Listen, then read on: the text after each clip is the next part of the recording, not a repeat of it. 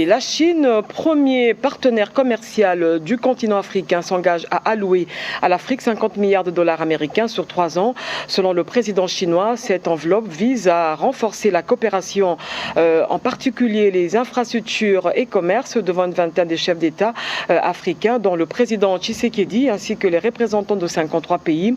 Xi Jinping a fait part de sa détermination d'intensifier la coopération sino-africaine. Fanny Kikoufi, Chichimbita pour ce reportage. Une nouvelle ère s'affiche entre le pays africain et la Chine. Comme un seul corps, les dirigeants africains rejoignent la salle de congrès du Grand Hall du peuple avec leur hôte, le président Xi Jinping. Pour ce sommet 2024 du Forum sur la coopération sino-africaine, les convives échangent autour du thème « S'associer pour promouvoir la modernisation et construire une communauté d'avenir partagée Chine-Afrique de haut niveau ». Dans son discours inaugural, le président Xi Jinping a présenté de nouvelles idées et propositions pour la construction d'une communauté de destin de haut niveau Chine-Afrique et il a annoncé de nouvelles actions et mesures pour la coopération pratique sino-africaine. La Chine promet donc 360 milliards de yuan, soit 50,7 milliards de dollars américains pour les investissements dans les projets de coopération Chine-Afrique pour les 3 prochaines années. La 9e édition du sommet de la coopération sino-africaine, qui marque le 25e anniversaire de cette plateforme qui favorise les relations entre les pays africains et la Chine, a connu la participation d'une vingtaine de dirigeants de pays africains, entre autres le président de la République démocratique du Congo, Félix Antoine Tshisekedi Tshilombo. En plus des dirigeants africains, le président de la Commission de l'Union africaine, Moussa Faki Mahamat, et Antonio Guterres, secrétaire général des Nations Unies, ont eux aussi pris part à ce sommet international. La 8e conférence des entrepreneurs Chine-Afrique était l'un des sujets à l'ordre du jour. 4 réunions de haut niveau sont également prévues et aborderont respectivement la gouvernance de l'État, l'industrialisation et la modernisation agricole, la paix et la sécurité, ainsi que la coopération de haute qualité dans le cadre de l'initiative La ceinture et la route. Les travaux du FOCAC de 2024 seront sanctionnés par 2 documents finaux, à savoir la déclaration de Beijing et un plan d'action pour établir un consensus majeur entre le continent africain et la Chine et tracer la voie pour la mise en œuvre d'une coopération sino-africaine de haute qualité au cours des 3 prochaines années. Le sommet, qui se tient jusqu'à ce vendredi 6 septembre 2024, est le plus grand rendez-vous diplomatique organisé à Beijing depuis la pandémie de Covid-19. Après sa participation à l'ouverture du FOCAC 2024, le président Félix Tshisekedi a pris le chemin du retour vers le pays. Près de 100 000 doses de vaccins contre la maladie Mpox viennent d'être réceptionnées par le ministre de la Santé publique. Une première phase qui marque le début de la campagne de lutte contre cette maladie sur toute l'étendue de la République. Des précisions avec Monique Mavungu. 99 000 doses, c'est le premier lot de vaccins contre les Mpox arrivé ce jeudi 5 septembre à l'aéroport d'Ndjili. Cette première phase qui marque le début de la campagne nationale de vaccination essentielle pour contrôler la propagation de cette maladie sur toute l'étendue de la République démocratique du Congo a été réceptionnée par le ministre de la Santé publique, Hygiène, Prévoyance sociale, le docteur Roger Kamba, en présence des autorités sanitaires. Vous savez, ce vaccin cher, qui est un vaccin très utile, qui a permis d'arrêter la première circulation d'Mpox, notamment au niveau de l'Europe et des États-Unis, et donc pour lequel on se battait pour avoir des doses. Nous avons effectivement été aidés beaucoup par l'Union européenne avec l'Africa CDC pour pouvoir accéder à ces doses. Et donc les premières doses que nous venons de recevoir maintenant, au total, ça va faire 200 000 doses samedi. Aujourd'hui, nous avons reçu 99 100 et la différence, nous recevrons ça samedi. Comme ça va nous faire 200 000 doses. Pour ce qui est de la logistique, nous avons déjà l'argent grâce à l'Africa CDC encore et grâce donc à beaucoup de partenaires qui ont permis que l'UNICEF qui va faire la logistique soit assez à l'aise avec les moyens disponibles.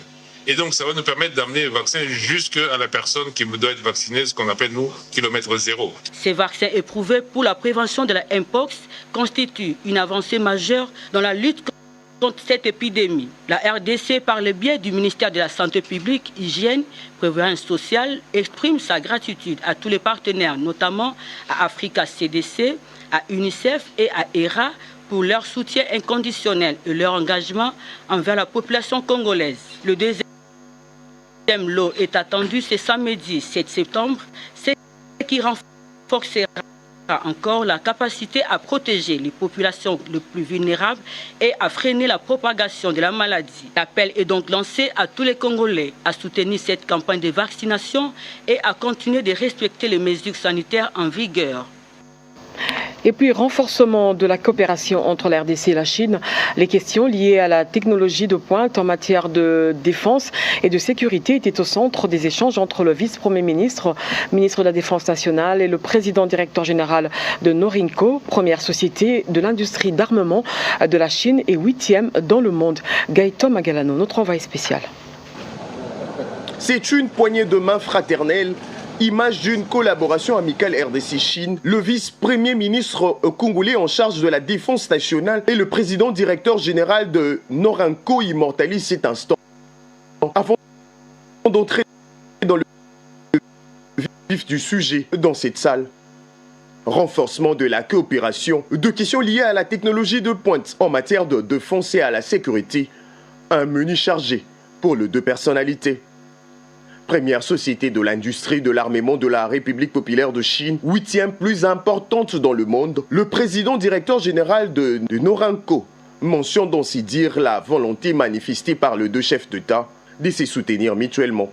Une coopération qui date des années 70 avec la construction du stade de Martyr, Palais du Peuple et aussi la formation par des experts chinois de nouvelles unités énumérées par Gu Kabombo Mwadiamvita, signe d'une coopération élevée au niveau d'un partenariat stratégique et global par le président Félix Tshisekedi et Xi Jinping. Passage immortalisé par ces quelques mots, applaudissements nourris par le collaborateur de deux parties. Image d'une journée satisfaisante de présent remis au vice-premier ministre de la Défense qui quitte les installations de Norinco avec un sentiment d'un travail accompli. L'opération de désarmement 50 ex-combattants a eu lieu à Diango, situé à une vingtaine de kilomètres de la ville de Bunia, pour le programme de désarmement, démobilisation, relèvement communautaire et stabilisation. Cette avancée significative a été enregistrée dans le cadre du processus de pacification de la province de l'Ituri. Ces ex-combattants attendaient depuis une année leur réinsertion. Peggy Mukunda. Créer un environnement propice à la réconciliation, la reconstruction et la stabilisation de la région affectée par les conflits, tel est le souci majeur du cadre supérieur du programme de désarmement, démobilisation, relèvement communautaire et stabilisation au PDDRCS. Je cite le coordonnateur national ad intérim, M. William Kapuku Boaboa, et de son adjointe chargée de l'administration et des finances, Mme Sylvie Kayomo Bay.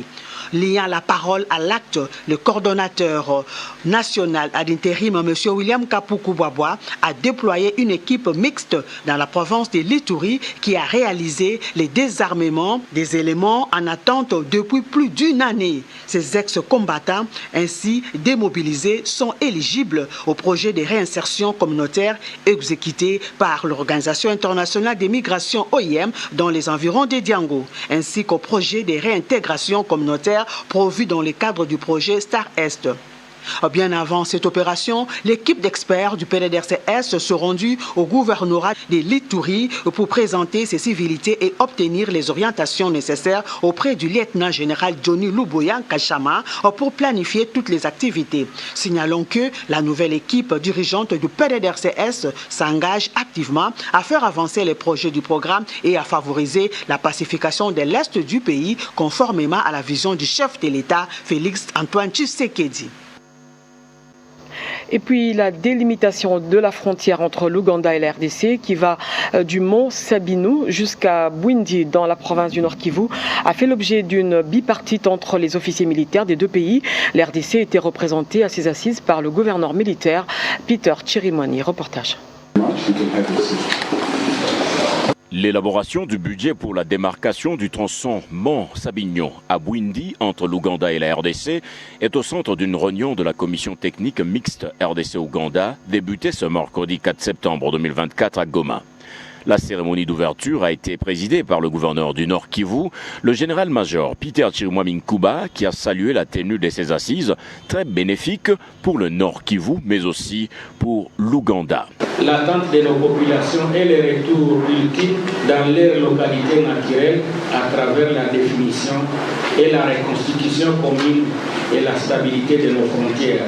C'est le gage de tout développement profitable à tous. Le chef du département technique à la commission permanente des frontières au sein du ministère de l'Intérieur, M. Vangou Mabiala Alphonse, espère à une issue positive pour élaborer une feuille de route.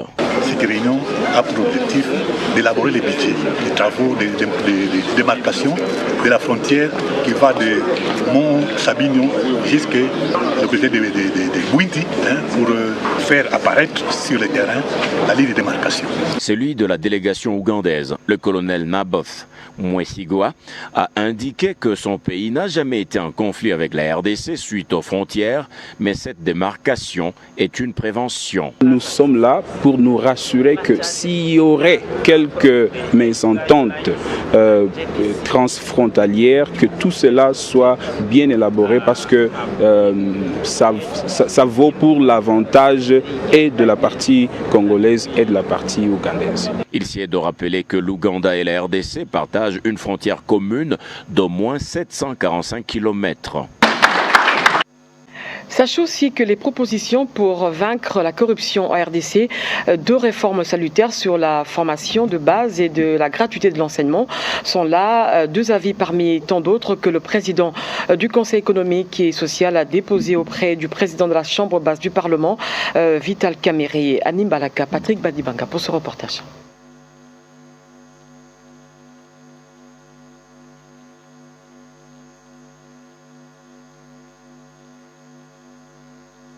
Dans sa qualité de seul organe habilité à donner des avis consultatifs aux plus hautes institutions du pays, à savoir la présidence de la République, l'Assemblée nationale et le Sénat, le Conseil économique et social, à travers son président Jean-Pierre Kiwakana, a remis le jeudi 5 septembre 2024 une série d'avis consultatifs émis dans plusieurs secteurs socio-économiques du pays, parmi lesquels figurent deux réformes salutaires sur la formation de base et la gratuité de l'enseignement, diagnostic de la situation socio-économique de la République démocratique du Congo de 1960 à nos jours, les propositions pour vaincre la corruption dans les pays et tant d'autres. Le Conseil économique et social n'est pas une institution de circonstance, c'est une institution qui est prévue par la Constitution. Et à ce titre, il était de notre devoir de venir rendre visite au président de l'Assemblée pour qu'ensemble nous puissions voir comment nous pouvons créer un cadre de concertation, de collaboration, de manière à trouver ensemble les meilleures solutions qui soient pour le bien-être de tous les Congolais. Vous savez comment le président de l'Assemblée nationale est rigoureux dans son approche de travail et nous avons amené quelques avis sur plus d'une centaine que le Conseil économique et social a déjà mis sur le marché. Le président de l'Assemblée nationale, le professeur Vital Kamerhe, a salué le travail abattu par le Conseil économique et social sous le leadership de son président Jean-Pierre Kiwakana. Il lui a rassuré une bonne collaboration entre cette structure et la Chambre basse du Parlement durant tout son mandat. Et puis l'Union européenne a ouvert le forum économique à l'intention des experts comptables africains. Cela dans le cadre du programme d'études pour les jeunes leaders des pays extérieurs, membres de l'Union européenne. Une cérémonie qui s'est déroulée au Parlement européen. Un reportage de Anastasie Ndumbo. Une forte délégation des experts comptables et leaders de jeunes congolais participe à un forum des affaires en Europe. C'est là dans le cadre du programme Voyage études de jeunes leaders de pays extérieurs avec l'appui de l'Union européenne. J'ai compris que l'Europe a été bâti sur un concept très simple.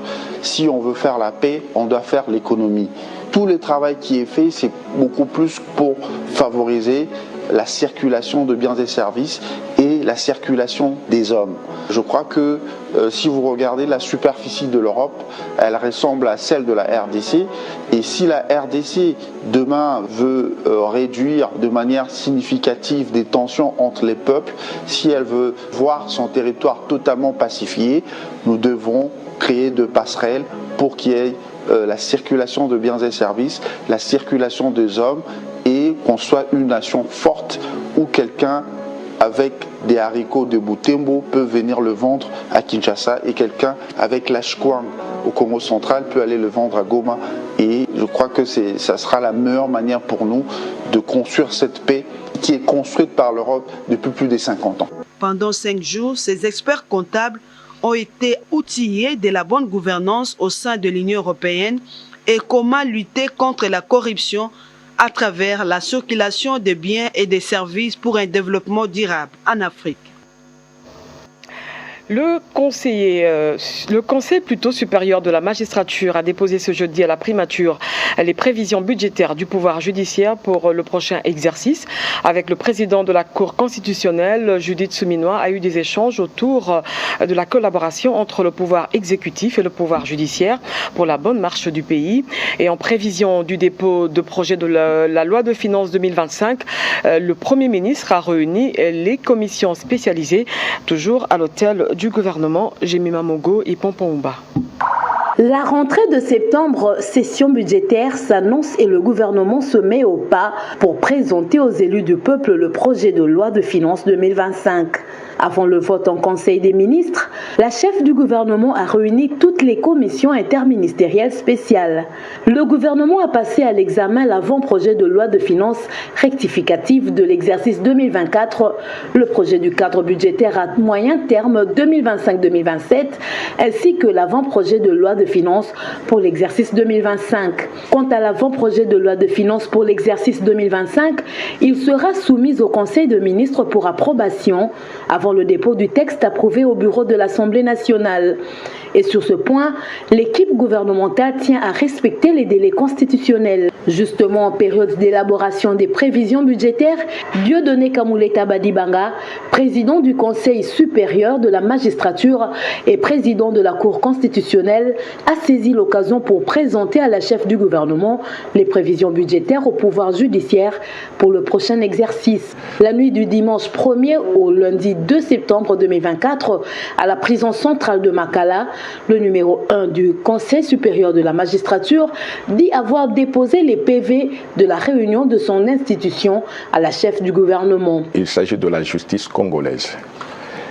Et nous ne voyons aucune institution congolaise qui n'est pas concernée par la bonne marche de notre pays. Collaborer, nous sommes obligés parce que tous nous appartenons aux institutions du pays. Il n'y a pas de solution miracle ou individuelle. La solution pour la bonne marche de notre pays va passer par la collaboration et la main dans la main de toutes les institutions. En cela, nous allons réussir à faire rayonner la vision du magistrat suprême, le chef de l'État. Accompagné du procureur général près la Cour constitutionnelle et membre du bureau du Conseil supérieur de la magistrature, Jean-Paul Mukolo Kokesha, Dieudonné Kamuleta, s'est félicité de la détermination de la première ministre pour une justice de qualité en RDC. Et puis, le vice-premier ministre, ministre de l'économie nationale, a eu des entretiens avec la délégation des entreprises de la Fédération des entreprises du Congo. Des échanges qui ont tourné autour des modalités et mesures à prendre pour baisser les prix des denrées alimentaires de première nécessité sur le marché. Une initiative saluée par les opérateurs économiques nationaux et étrangers, tout en promettant de se conformer à la vision du président de la République, Rodé Panda.